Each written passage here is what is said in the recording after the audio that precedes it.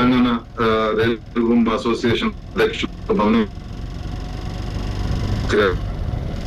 Associates అందరికి కూడా హృదయపూర్వక కృతజ్ఞతలు.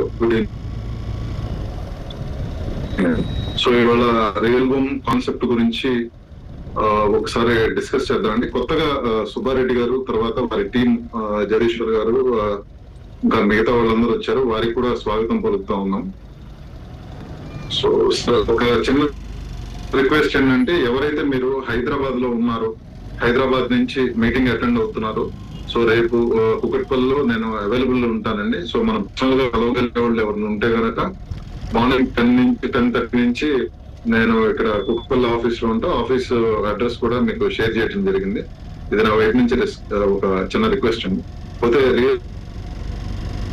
ఇండియా విస్తరించబోతున్నటువంటి కంపెనీ అండి. ఏపీ తెలంగాణతో పాటు బీహార్ లో కూడా మనం కొంత వర్క్ చేస్తున్నాము. అదేవిధంగా 1,38,000 మంది అసోసియేట్స్ నెట్వర్క్ ఉన్నటువంటి ఒక కంపెనీ అండి. మన ISO సర్టిఫైడ్ కంపెనీ.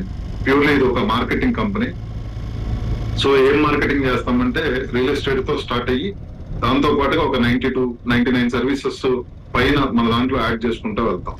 సో ఇది రియల్ ఎస్టేట్ అంటున్నారు ఏంటి, తర్వాత 99 సర్వీసెస్ ఏంటి అనేది చెప్పే ముందర అసలు రియల్ ఎస్టేట్ ఎందుకు చేయాలి మనం అంటే, అందరికి కూడా రియల్ ఎస్టేట్ ఒక బిగ్గెస్ట్ ఎర్నింగ్ ప్లాట్ఫామ్ అండి. అంటే మనం జీవితంలో డబ్బు ఎక్కువ సంపాదించాలంటే మనం ఏదైనా ఒక పరిశ్రమ పెట్టినా, లేదంటే మనం ఏదైనా జాబ్ చేస్తున్నా, లేకపోతే ఏదైనా వ్యాపారం చేస్తున్నా కూడా మనకి రియల్ ఎస్టేట్ లో వచ్చినంత డబ్బు వేరే దాంట్లో రాదు.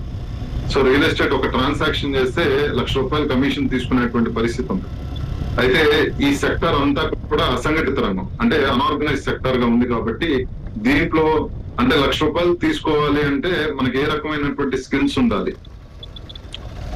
ఒక ట్రాన్సాక్షన్ లోనే ₹1,00,000 అంటే నెలకు ఒక 4-5 ట్రాన్సాక్షన్స్ మనం కనుక చేస్తే ఎవరు కూడా అంటే ఏ బిజినెస్ లో కూడా రానంత డబ్బు ఏ కార్పొరేట్ కంపెనీలో వర్క్ చేస్తున్నా, సాఫ్ట్వేర్ కంపెనీలో వర్క్ చేస్తున్నా రానంత డబ్బు రియల్ ఎస్టేట్ లో వస్తుంది.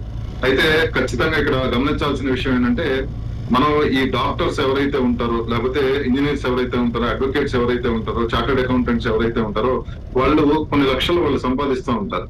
సో అది సంపాదించడానికి వాళ్ళు ఎంత కాలం వాళ్ళు